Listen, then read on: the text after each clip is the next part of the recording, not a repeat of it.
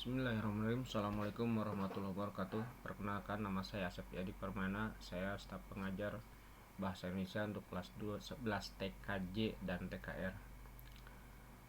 Pada kesempatan ini saya akan mengutarakan sedikit permasalahan klasik yang dihadapi oleh anak-anak didik kami, terutama dalam tata cara penulisan, penempatan huruf kapital, kemudian tanda baca titik, kemudian tanda baca kata ulang, kemudian tanda baca apostrof, kemudian yang paling menarik adalah bentuk-bentuk tulisan yang kekinian yang banyak dipengaruhi oleh perkembangan media massa, dalam hal ini di chat, di WA atau di Telegram atau dan sebagainya.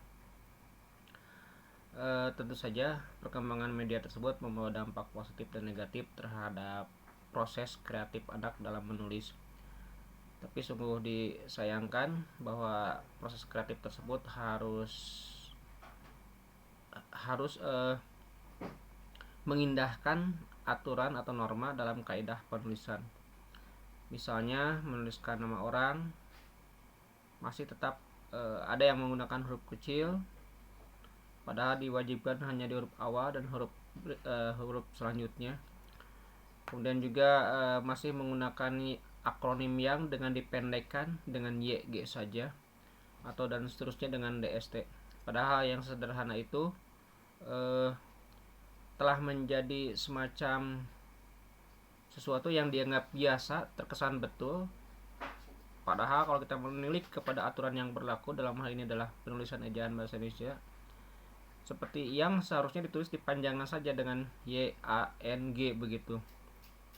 Kemudian juga nama orang yang diikuti dengan jabatan, masih ada di antaranya yang masih bingung gitu. Nama orang yang tidak diikuti dengan jabatan, apakah bisa dengan menggunakan huruf kapital ataukah tidak. Kemudian bentuk-bentuk tulisan kekinian, misalnya huruf G dengan seperti angka 9, terus J dengan menyerupai angka 7, kemudian A menyerupai angka 4. Di satu sisi mungkin agak menarik dalam catatan siswa ada huruf-huruf semacam demikian, tapi di sisi yang lain itu mungkin sangat tidak bisa diterima oleh aturan penulisan yang baik dan benar. Memang ini sudah menjadi pelajaran yang klasik. Tata cara aturan penulisan itu bukan hanya di tingkat menengah saja dipelajari, tetapi di tahap awal pun dari dulu sebetulnya harus sudah dipelajari. Tapi yang terjadi memang peran serta guru, lantas deburan dari media yang dihembuskan dalam berbagai dimensi kehidupan yang menerpa anak itu sangat berpengaruh sekali. Akibatnya memang anak sudah tidak mau untuk mencari referensi untuk menulis yang baik dan benar itu. Mereka hanya melakukan itu ketika pelajaran tertentu saja, dalam hal ini misalnya bahasa Indonesia. Kalau kita bandingkan lagi dengan tulisan-tulisan pada mata pelajaran yang lain, itu tetap aja tidak ada yang berubah. Artinya perubahan itu hanya untuk pembelajaran bahasa Indonesia saja. Lebih dari itu tidak kembali kepada habitat awal mereka, dalam tanda kutip. Mereka tetap melakukan kesalahan yang dilakukan secara terus-menerus.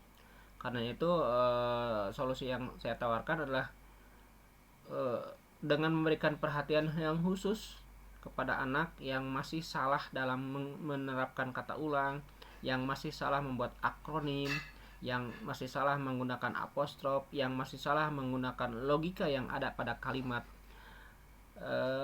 Guru memang harus lebih intens lagi untuk memperhatikan anak didiknya dalam memperhatikan keterampilan menulis.